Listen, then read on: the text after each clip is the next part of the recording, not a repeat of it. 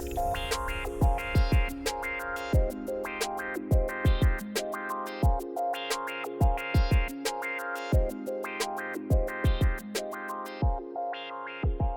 Greybeard, for always playing all the great music, finishing off with the Fela Zombie. That was wonderful. And so it's time for Musical Talk, and thanks for tuning in. And I'm here with a very special guest today, Izzan. Hey, Izzan, yeah, you can grab that mic there. Hello, Richmond. Hello, world. Hope everyone's having a good evening tonight. Thank you, DJ Carl, for having me on this evening. Sure. It's great to have you here. And you've been working on some music and just released an EP, right? I did, yes, last October. Yeah, and what's that EP called? Tree Firework. Cool. Yeah, so all self-produced and tracks that you've been working on for, several years at least, right? Yeah, it really kind of picked up the past maybe 2-3 years on and off collectively. But yeah, wrote it myself, self-produced it and everything. That's something that I wanted to prioritize with this project, is to just be 150% involved in it, top to bottom, with the exception of the recording of it. As far as like the recording process and the mixing, I knew I needed to take that to someone more professional. So, okay. So you had some help like mastering it? Yeah, definitely. So, shout out to Tyler Schaefer, who was the mixing and the sound engineer, and Blaine Misner, who was the mastering engineer on the project. Yeah. But all the music is composed by you, performed by you. Mm-hmm. Amazing. So I want to. We're definitely going to play several tracks from this album, but first want to lay the groundwork for people, just so they know. I met you through your father, and it's kind of a roundabout way, and of course, shout out to Zainal and family. But I was getting interested in music of Malaysia, and that's when your dad reached out to me at one point, and we met up here in Richmond, because I think one of you guys was looking at colleges at the time. Yeah, that's right. Sounds about right. But at some point over the many visits that we've had together, and then Coconut Grill was been our meeting place, because they serve Malay food. Shout out to Coconut Grill on Main Street. But at some point I realized, wow, Izzan is going out to California and getting ready to study music. When did you make that decision to go out there? And so how that kind of came about was, so I was going to school in Nashville at the time. And then one semester, it was the fall of 2017, they had this internship program in place. And at the time, I think they've expanded to different cities now, but at the time it was only New York and LA. I'd never been out to LA before prior to that point. So naturally I was like, okay, cool, I'm going to try to apply for the New York, or a position in the New York branch or area, I guess. That didn't go through, but the supervisor of that program emailed me back. She was like, hey, there's not really any wait list for LA. Do you want to put your name in the hat for that pool of students? I was like, yeah, sure, let's go for it. And that's how all of that kind of fell into place. And then so for that semester, that was my first sort of like exposure to like the West Coast and like LA, and I immediately fell in love. So yeah, I was like, I don't know how or what, or I really want to be out there eventually. So coming back to Nashville the following year, so this was all of 2018 at that point. Yeah. I was like, you're nearing graduation. I was like, well, I don't want to look back and be like, that was my only chance to do something like that. Yeah. So I kind of and with the hopes of getting involved in the music business and making music, producing music, and maybe marketing it, even working for a company or something. Yeah, definitely. So made my way out to LA the beginning of 2019, January 9th, 2019. I still have my airplane ticket that says that date there. But just kind of went for it, and a big shout out to my family for supporting that dream and those endeavors. It's without their support and them trusting me and believing in me for me to do something like that. So all the credit to them. But yeah, ended up working in music publishing. And even when I was in school, I was interning at publishing companies. So that's something where the energy kind of led me to do that and be involved in that, and got to work with great people and meet great people, have good opportunities. And then have since moved back here, or not to Richmond, but back up to the DMV area in Arlington in 2022. So I've been back for a couple years now. But and what an amazing journey, and also great that you're back in Virginia. how did you find encouragement in people that were, you know, mentoring you to make your own music, or was that just something you at some point decided, you know, regardless of where I end up in my career, I want to make music now?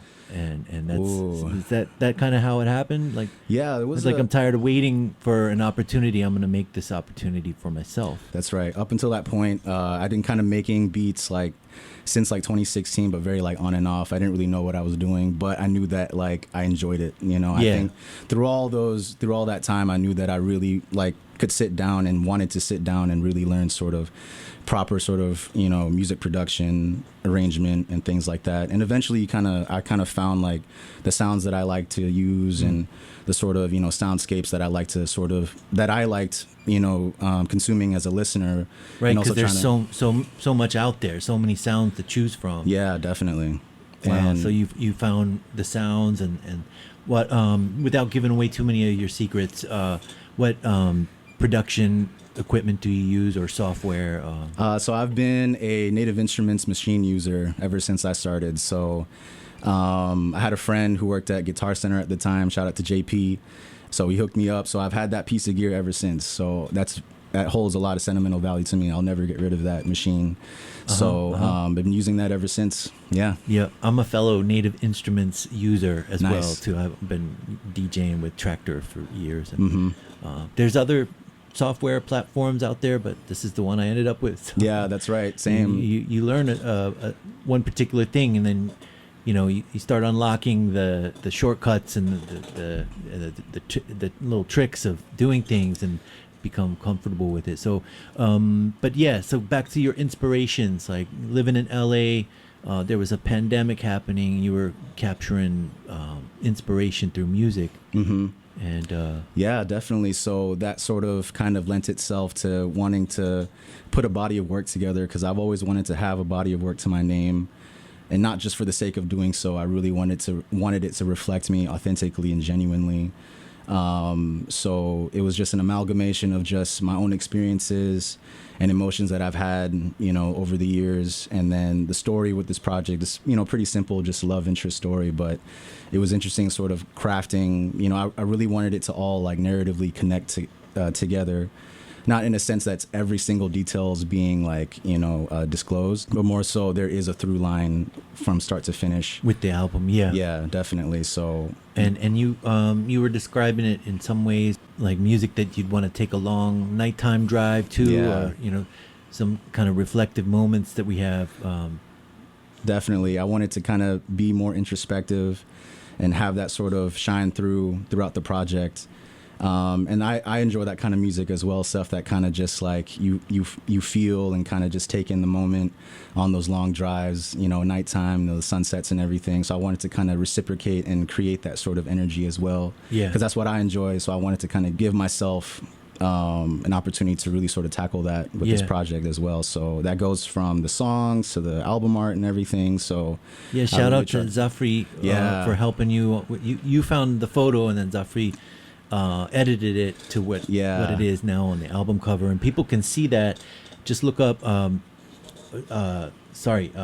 Tree Firework. That's right. And it's Izzan, Izzan, and also shout out, of course, to Zainal and Rosia, and we love them. All of Izzan's friends. If you're out there listening to, congratulations to you, Izzan. Thank you so much. Excited for you to have this dream realized, and this is part one of many dreams that are going to come true for you, I'm sure. Thank you so much. I know you're up for, you're a finalist in the Whammies, DC area music awards. Yeah, that's right. Not on my bingo card at all for this year. You didn't expect it, right? Not at all. You know, like I said, you know, releasing the project last year, my main thing with that, the main objective was to just have it out into the world. So for it to finally materialize the way that I envisioned it, you know, gave it the proper time and resources and everything, and really sort of like crafted it the way I wanted it to be, and wanted it to be, you know, consumed and heard. Like, you know, it's definitely a very fulfilling and rewarding, you know, feeling. And now to be able to grow beyond past like the friends and family circle, and now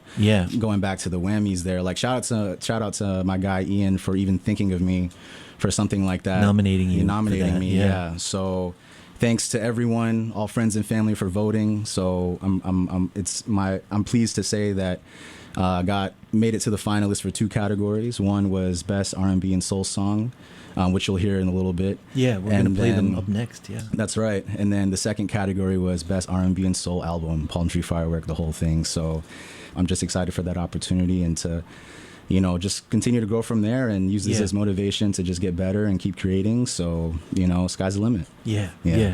Music does have that ability to cross all boundaries. I used to say, and I still do because I have a really old promo that people still play. All music is world music. You don't have to. Doesn't have to be from, some tribal tradition or some far away off, the beaten path.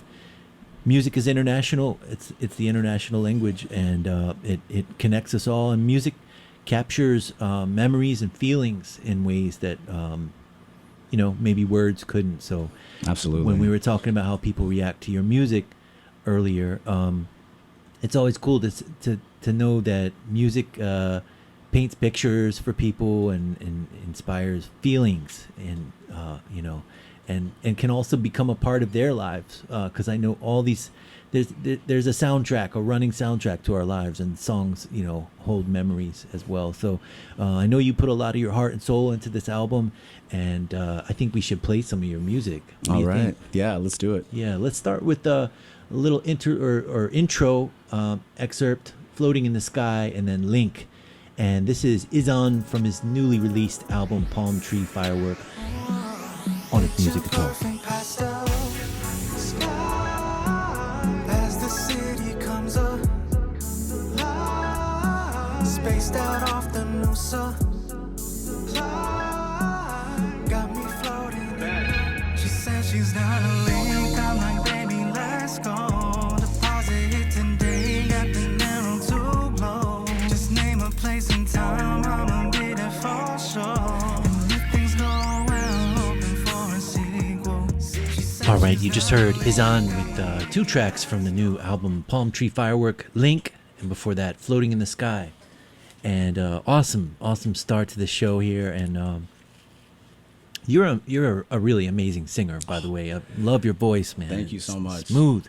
How did what's that song Link about? Are you linking up with someone you care about? Yeah, it's that it's that part in the story when you're kind of in the talking phase and the dating phase. So that first track is literally just the intro to the whole project and kind of setting the tone. So you hear that little skit at the end. So yeah. I heard that a lot in like 2000s, hip hop and R&B. So growing up, so I wanted to kind of incorporate that as well to kind of give some contextual connection throughout. Like I said, talking about earlier, the sort of narrative elements I wanted to kind of incorporate in the project, so everything kind of has a through line. So that the first 2 definitely kind of have that sort of synergy together for sure. Cool. And I'm about to post a photo of the EP cover because it's just so beautiful. And thank you for the print. Beautiful poster I can hang up. Really appreciate it. Of course. And so let's hear another song off this album, Clock Goes Stop. Anything you want to say about this one? Anything that sets it apart? Or we'll just it's hear it's a fun one. Yeah, it's a fun one. All right, let's hear it. Clock Goes Stop by Izzan. Till the clock goes stop. Hey, baby, I'm down. Till the clock goes stop. Till the clock goes stop.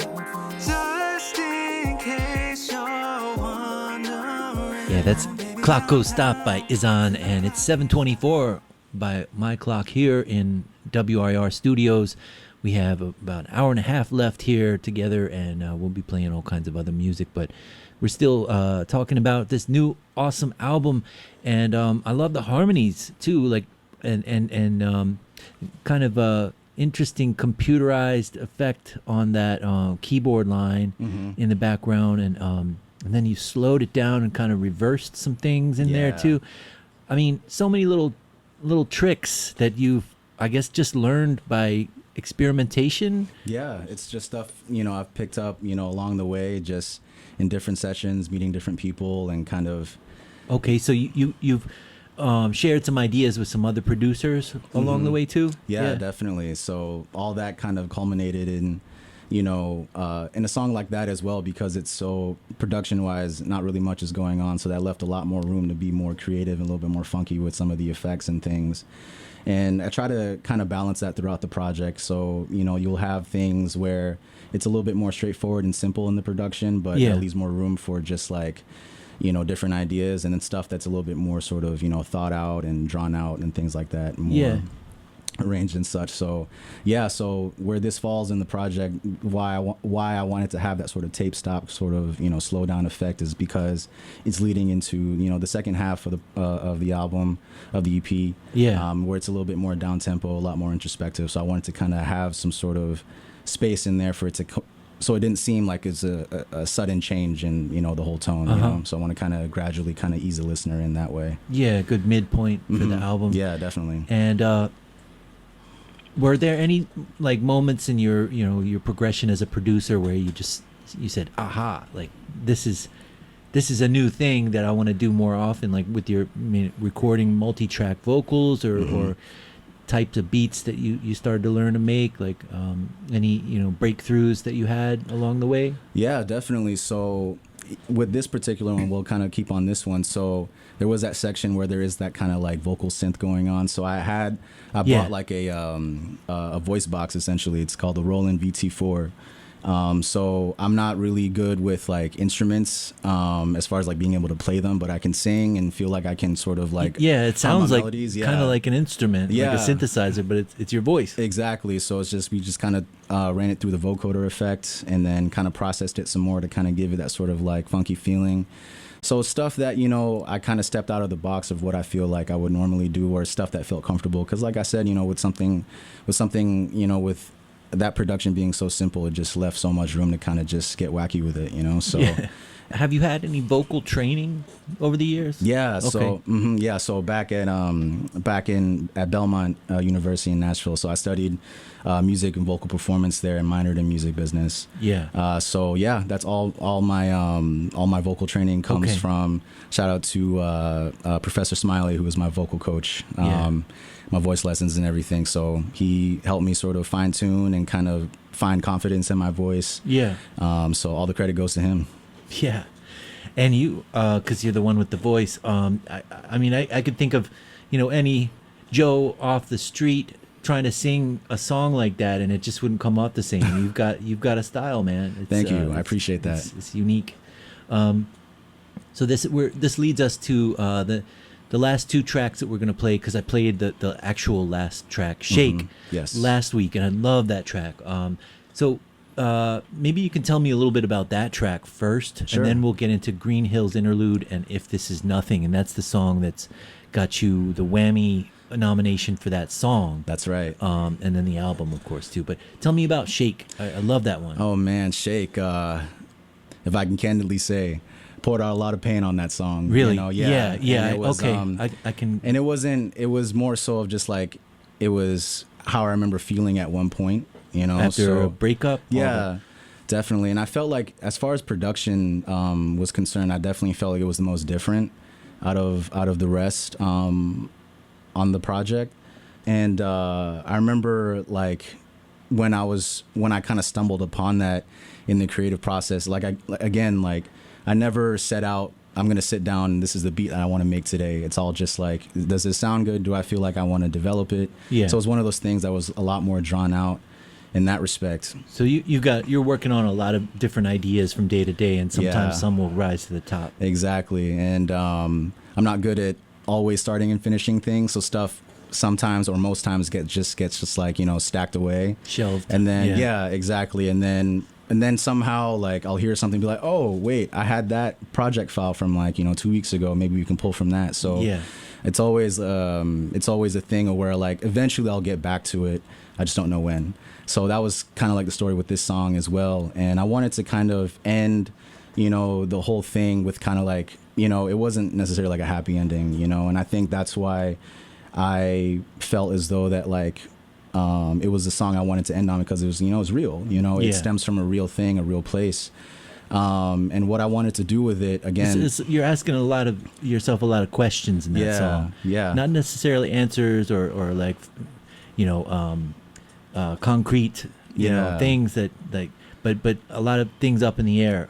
Exactly. And what does shake refer to? Like you're trying to shake a feeling, or shake the person, also shake the feeling. like dancing, but yeah, exactly. No, but yeah, just kind of just shake off just like I guess just the overall feeling or just the guilt. I think was kind of like the sadness. The feeling that was more so as opposed to just like the overall. It was just like the guilt that I felt. Disappointment. Yeah, and just like how could I let something like that slip through my fingers kind of thing. So, with the lyrics, in the regular singing voice, I felt like it was representative, like, how are you? I'm fine. So I'm trying to, display that vocally. But then when you hear the vocoder, it's like, actually, that's how I feel. Like I'm the inner voice. Yeah, exactly. So I wanted to kind of give this effect of like vocally crying, if you will. Yeah. So, and because, where I feel like it kind of ends off, there is no really sort of like where to go as far as like no resolution to it. Yeah. And I really love that effect because again, I said, it stems from a real place. So I felt like I wanted that to kind of be the ending, to this to the project. So thank you for playing that last week. I really appreciate that. Oh yeah, no, I love it, and I think we've probably all been there at some point or some version of that. So I think it's people can relate to all the different vibes and themes in this album, and the cover's beautiful. Again, I want to say, but like Fireworks, like sometimes we're celebrating life, and life is bittersweet. There's happiness, there's sadness, and sometimes it's all rolled into one, and you just want to throw it up in the air and watch it explode. Exactly, and that's so interesting you say that too, because if I may just touch on that real quick. So that was a photo that I took when I was living out in LA. And it was just like this really cool thing. I was like, okay, here's the, the jet stream from a plane coinciding with like the silhouette of a palm tree. I was like, it kind of looks like, as the name suggests, palm tree fireworks. So, and again, just like kind of, piggybacking off what you just said, it's just like, it's cool when it's there and you see it, but eventually it kind of just fades away. Yeah, after it the explodes, impermanence. Yeah, exactly. So it has this sort of like melancholic feeling to it. It's nice when you see it kind of rise up and explode, but then when it's gone, it's just gone, so I really appreciate your thoughts on that. Yeah Well, we'll probably play that one again in future weeks, but I think we're limited. We don't want to give the whole thing away at once, but you can find this album on Spotify and all kinds of other. Are you on Bandcamp too, or if I'm not, then I'll get on it. Spotify is a good place to find it for now. And sounds like you're getting some good attention, and I'm glad to have you. Really honored to have you on the show. Let's hear some more. Green Hills Interlude and If This Is Nothing will be our last two off this album. Then we'll talk a little more. Want to remind people, thanks for listening. You're listening to A Musical Talk. This is WRIR LP 97.3 FM, Richmond Independent Radio. Here's Izzan with Green Hills, and then If This Is Nothing. I remember when you stayed the night. We were right there lying. Felt like we were deep sea diving. Find it finally that you cannot look at me. And when we're together, you don't even talk. You just sit quietly. Maybe you didn't miss me. Gotta run this by you while I have the chance. If this is nothing, just say something to me in advance. Still got all these feels and I'm still so attached. If this is nothing, just say something.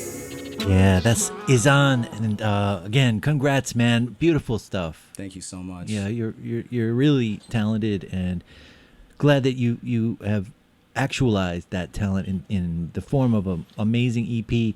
And part of the beauty of this radio station too is that we can play whatever we want, invite whoever we want, and especially our friends, the talented friends like you, who are doing great things. And the music industry is pretty weird. You and I know, because we both had our time working with, in various jobs and things.